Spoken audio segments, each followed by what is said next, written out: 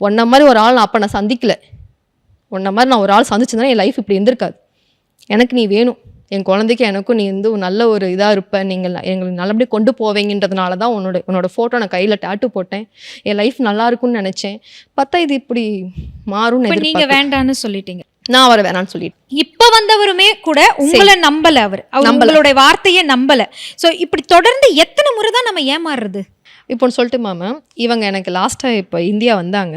வந்துட்டு இந்த சொன்னவங்க அந்த லேடிஸுங்களுக்கு எல்லாத்துக்கும் நான் வந்து மீட் பண்ண போகிறேன்னு சொன்னார் என்கிட்ட. போய் மீட் பண்ணுங்கன்னு சொன்னேன். எனக்கு அவங்களுடைய இந்த லொக்கேஷன்லாம் எனக்கு வேணும்.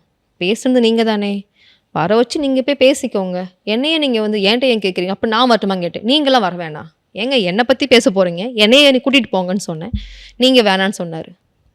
அவர் இந்தியா வந்திருக்காரு. இவளுங்க எல்லாத்துக்கும் கால் பண்ணியிருக்காங்க. இவளுங்க எவ்வளவுமே அவர் போய் மீட் பண்ணலை.